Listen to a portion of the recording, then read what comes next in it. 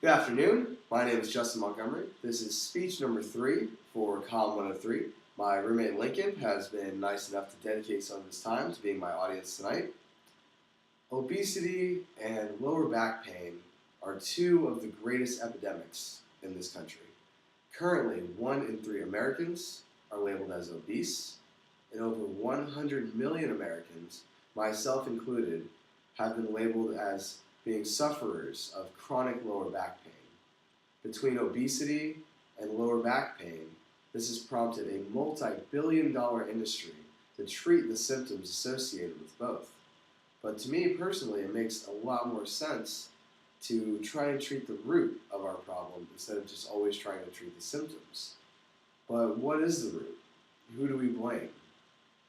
One could easily argue that poor exercise is the reasoning behind chronic lower back pain and obesity. But research has shown that since 1980, we have maintained a consistent level of fitness in our country. So if fitness and exercise isn't the reason, maybe nutrition is the reason. We have had a very large increase in processed foods since the 80s, so that could be attributed to our obesity rates, but it wouldn't have very much correlation to our chronic back pain. So what would connect the two? I propose that the connection is due to technology.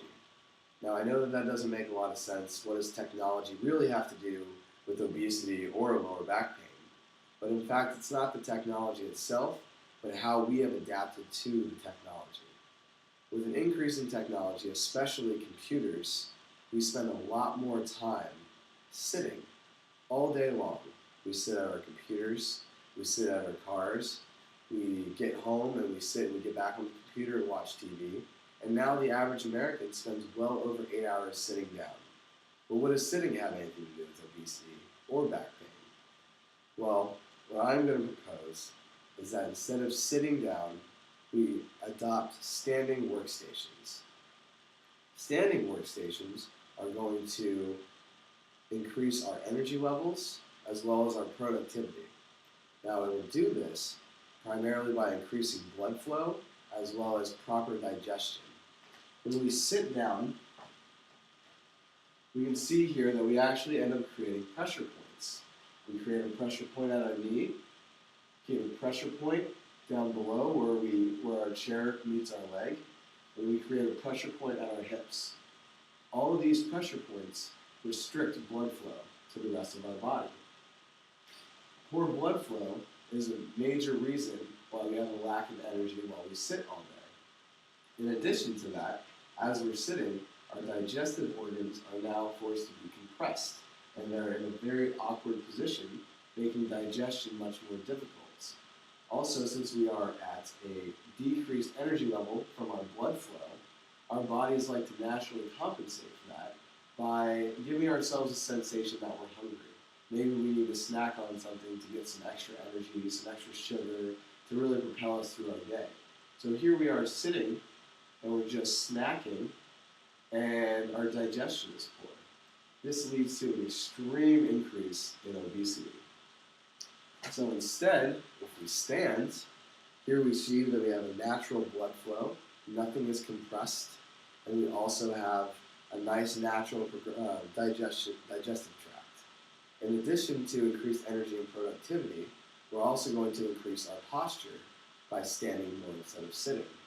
No matter how often you sit and you try to argue that you have great posture, you sit with your chest up, you have lumbar supports, you have this $500 chair that's going to make everything better, at the end of the day it's completely irrelevant because no matter how much we fight it, there's more going on than just keeping our chest up.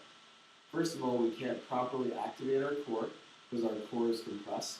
But even more important than that is our hip flexors. Our hip flexors, which are connected right here, end up becoming shortened as we sit for long periods of time. Any muscle that is placed in a specific position for an extended period of time will adapt and grow to that length, which is why we're taught as kids to stretch whenever possible, to lengthen our muscle fibers, lengthen our ligaments to prevent injury. Why this has been lost on us as adults is beyond me. So what ends up happening is we sit all day, our hip flexors adapt and become naturally shorter. Now I know you're thinking that hip flexors probably have honestly nothing to do with my lower back, but in fact, you have a muscle known as your psoas that connects directly from your hip flexors to your lower back. So anytime that there is a decrease in range of motion in one place in your body, somewhere else on your body has to take up for that slack. So when our hip flexors become too short, we end up standing, and now our hip flexors are being pulled and extended, and our psoas are also being pulled and extended. And so our lower back, one of the weaker positions on our body, is the area that's forced to feel the pain. By standing, we can promote healthy hip flexors as well as healthy psoas and hopefully decrease our chronic lower back pain. Some very quick statistics involved with standing and sitting. As soon as you sit down, it's recorded that your fat-burning enzymes drop by 90%. In addition to that, you only burn 1 calorie per minute while sitting. In addition, if you are standing, you'll actually burn 3 calories per minute. That might not sound like a lot, but sitting for 8 hours a day, that'll build up very quickly.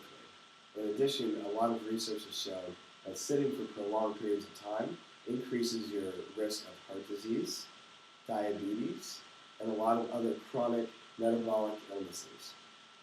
A lot of people like to argue against a standing workstation.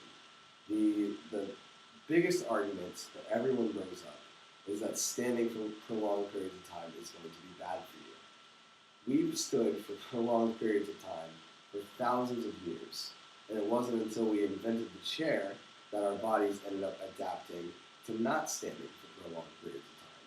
So we have no one to blame for but ourselves.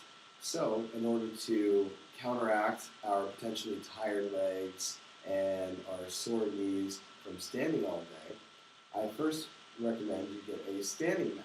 There are special mats for people who want to have standing workstations or have to stand all day, and these are going to lower the impact on our joints and on our muscles.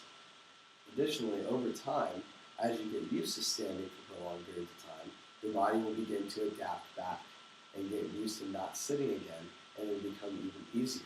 So you'll end up burning even more calories and getting even more tight-toned muscle. Some people say that they have a laptop. So with their laptop, they can't do a standing workstation because it's entirely too difficult to have a screen here and have your keys here, or have your keys down here and look down at the screen.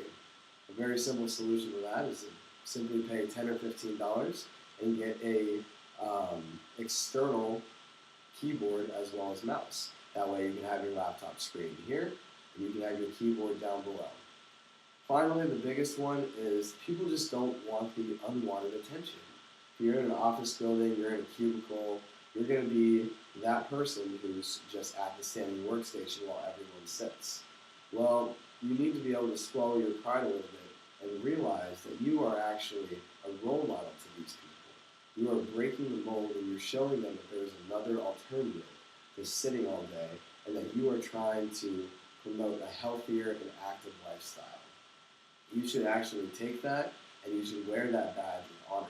And you should show everyone else that everyone should also switch to a standing workstation. I challenge everyone that listens to this to switch to a standing workstation for 30 days and see the increased health benefits for getting rid of a sitting workstation. Thank you.